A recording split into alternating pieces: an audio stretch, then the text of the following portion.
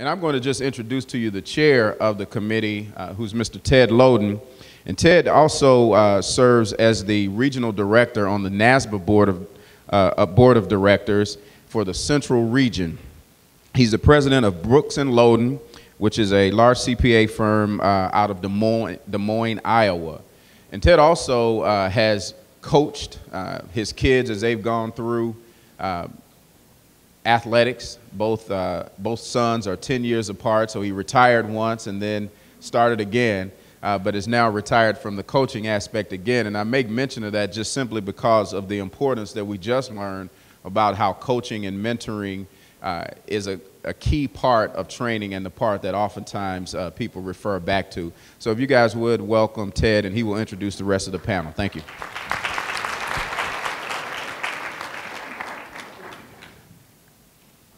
So what Alfonso didn't tell you is I'm an extroverted accountant. Meaning that I stare at your shoes while I'm talking to you. You know, not my own. I thought I explained that to you. So the CPE board is made up of, or CPE committee is made up of people who are on state boards. And because they're extroverted also, they're sitting at a table right back there together.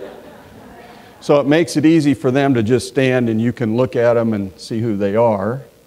I guess Jack is off by himself, but you just stand up, please. See, this is a CPE committee, all at once. Okay, that's enough, sit down.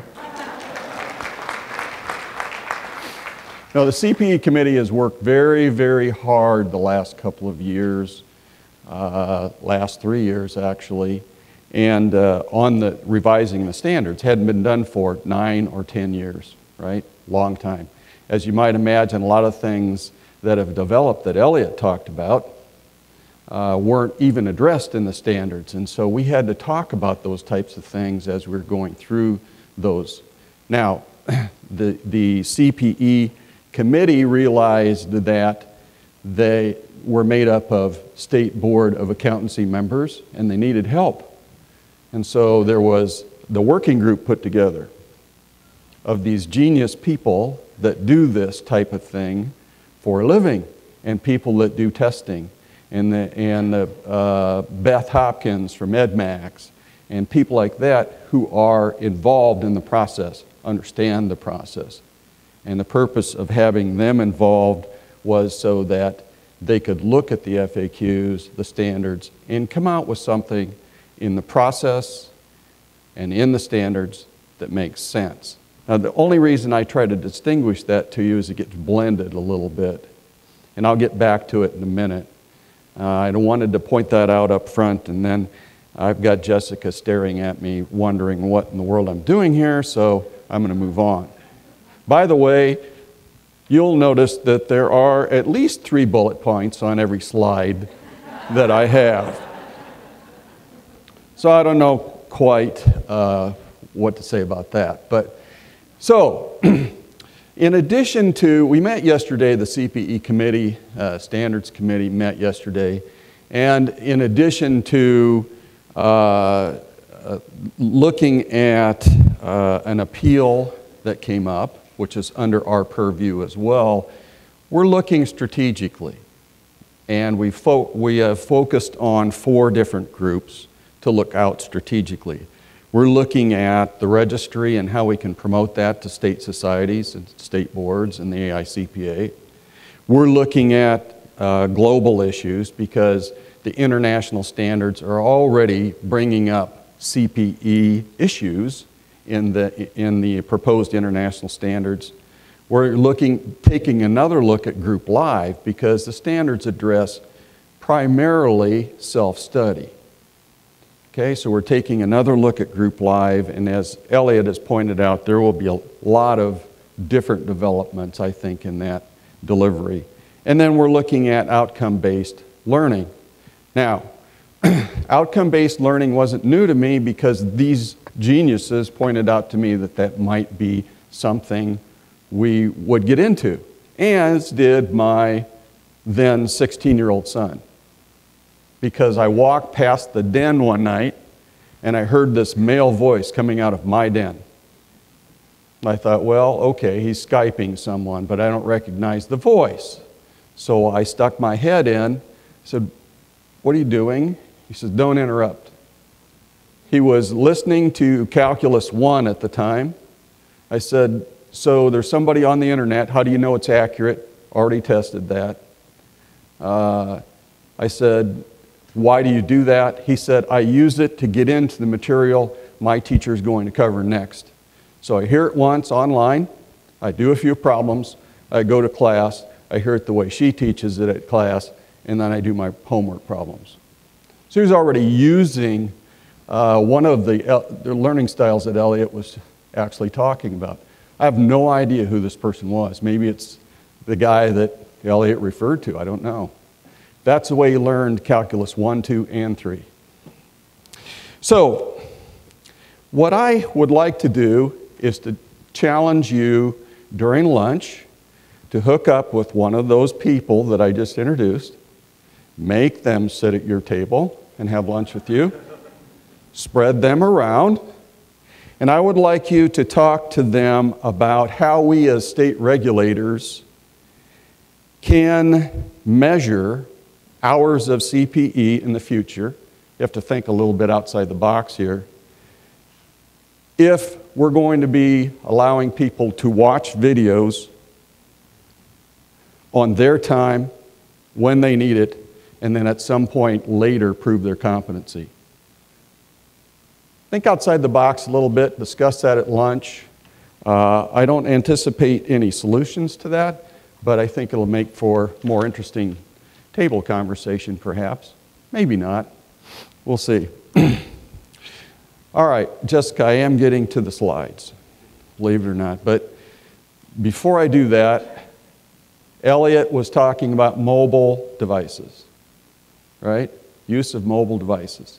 Last night, Elaine Williamson used her mobile device to call and find out why the shuttle had not shown up at the honky tonk, is that where we were, as scheduled?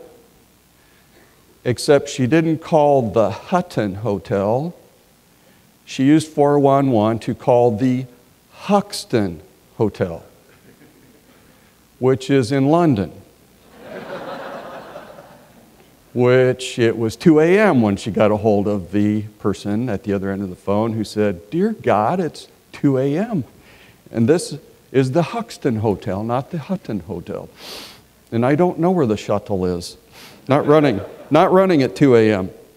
So what we're going to talk about is briefly here the implementation of the standards, which you know that. You know that it was effective July 1st, 2012. You know that courses already in existence as of 12/31 of 11 have until March of 14 to come into compliance with the standards. Within those standards, there are some new things. There's the word count formula. See, I'm getting to it. Those of you who like to follow slides, I'm getting to it. There's a QAS self-designation transition that we're going to talk about. Now, those two topics, we have our panel of experts to talk about the word count formula, and someone else is going to talk about the actual merger of QAS with the registry. What happened was standards were brought one direction for QAS, the other direction for the registry, and at the end of the day, they're so close that it just makes sense to transition the two, okay? But someone else will talk about that. Who was in San Diego 2 years ago? Show of hands. Okay, so they didn't give me the slides that these people are going to go over because when we were in San Diego, Craig Mills followed me, and I went over half of his stuff while I was giving my presentation, so they didn't bother me to even send me the slides. And then I'm going to talk a little bit about CPE Standards Working Group. I need to introduce those people as well so that you can see who they are, so you can mix with them, and then talk about the best practices on Learning Market. How many people know that the best practices document is out on Learning Market? Wow. Give yourself a hand. That's fantastic. So, there it is. The CPE Standards Working Group was formed, as I said earlier, to really get down into the FAQs, get down into the process that NASBA had, and really examine it under the microscope, and to come out with something that was meaningful, that was workable for you all. It started with the focus meeting that we had somewhere. Was that here? We had a focus meeting with all of you as providers and asked and received what's wrong. What's wrong with the standards? What can't you work with? What needs to improve? And we received a lot of input back from you. We took that input as well as looking at the FAQs and the processes and went through it in detail. As a result of that, we have the standards, and the working group will continue.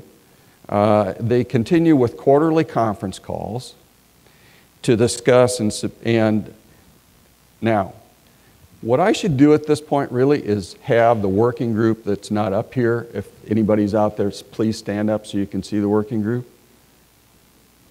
All right. Thank you. So the reason I did that is that bullet point doesn't make any sense. I wanted to distract you by introducing the working group. What it should say is quarterly conference calls to discuss any submitted issues, okay, or questions regarding the implementation of the revised standards. So we have met a couple of times via conference calls already. Most of the issues, quite frankly, have been specific questions that you have needed answered. Nothing has risen to the level of needing a new standard for that. And or they are items that were pointed out to us really by your questions of material that needed to go into the best practices document. So they already have found new material to put into the best practices document. The third quarter call will be held August 9th of 2012. Or was held third quarter, August 9th, 2012, and the fourth quarter will be in November.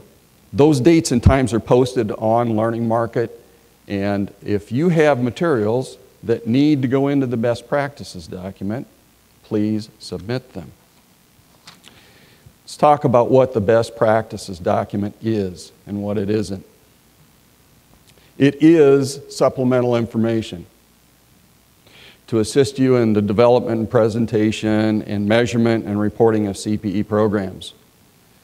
It's sharing best practices ideas among you, the CPE sponsors. What it is not an interpretation of the standards, and it is not enforceable or required. Okay, so use it as a tool, but it is not.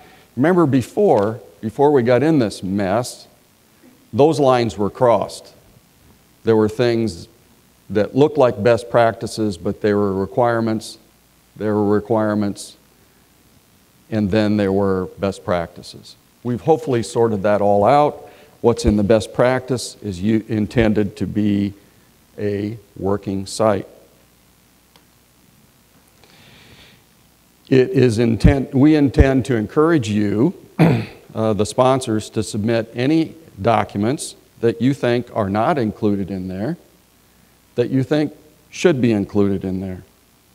And you would submit those to Jessica Luttrell.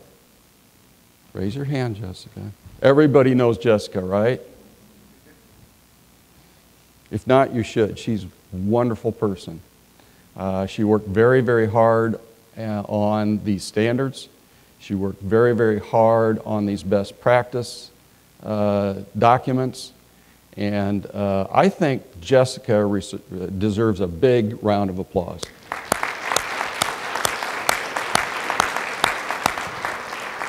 And I don't see Maria in the room, or I do the same thing for her. Oh, there she is, Maria Caldwell.